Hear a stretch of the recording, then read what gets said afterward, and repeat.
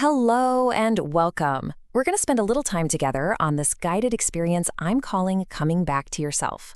Really, this is just a space for you to slow down, to breathe, and to listen.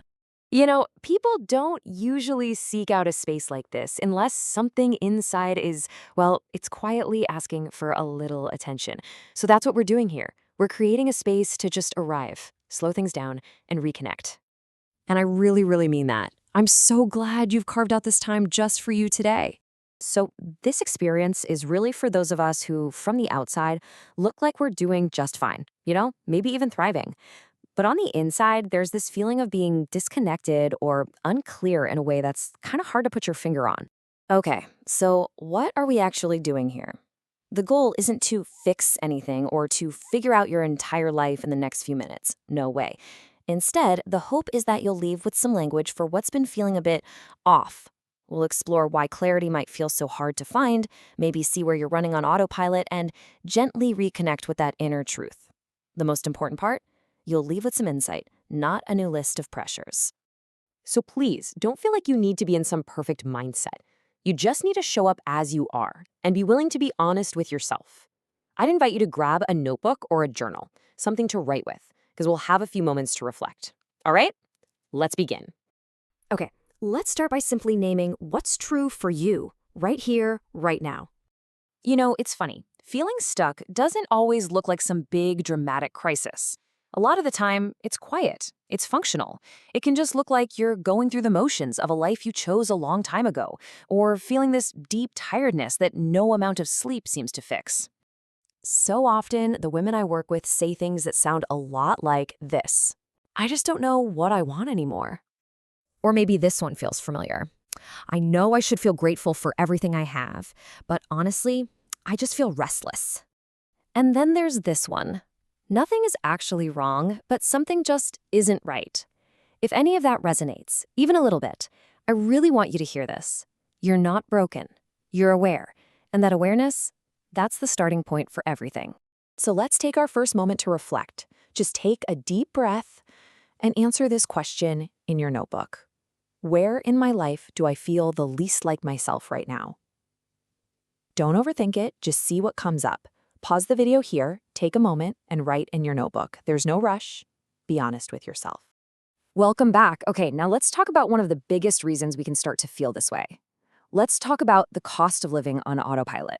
First things first, autopilot is not laziness at all. In fact, it's the total opposite. It's a really smart adaptation. It's a survival skill we learn so we can manage everything, perform well, and meet all the expectations that are on us. And honestly, it helps us do it all very successfully. The only problem is the cost of living on autopilot for too long is that we get disconnected from ourselves.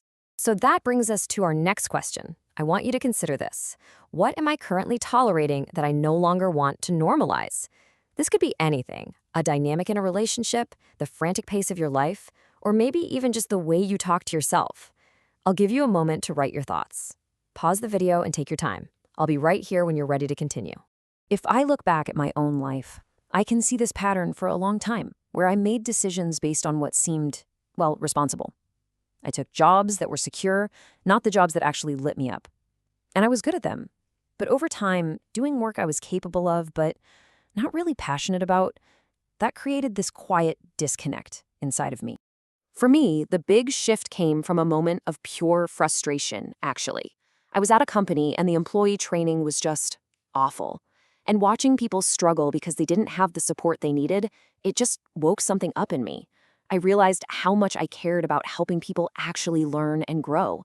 And that realization, wow, it felt like someone just flipped on a light in a dark room. And once I saw it, I couldn't unsee it.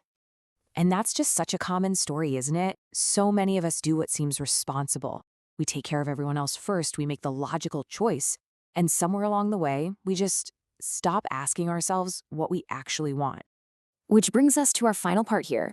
Let's talk about clarity. Specifically, what clarity actually feels like, because it might not be what you think. Okay, take another deep breath with me. Let's do one last reflection. I want you to just write what comes to mind for this. What do I already know but haven't been honoring? Now, this is not about making a to-do list. It's not about planning your next move. It's just about acknowledging what's there. And here's the most important thing I want you to take away. Clarity doesn't always show up like a big lightning bolt of certainty. Not at all. More often than not, it arrives as a quiet sense of relief. It's that feeling of, yes, that's it. The relief that comes from just naming something that's real. The relief of trusting yourself enough to listen to that quiet voice. And of course, as soon as we get a little bit of that clarity, the next question that pops into our heads is always this one. Okay, so what do I do with what I know now? And the answer, for right now, is so simple. You don't have to do a single thing. For now, just let the clarity be enough. Let that feeling of relief, of knowing, let that be enough. The action part, that can come later. You've already started the practice, just by showing up today and being honest with yourself. Thank you so much for taking this time.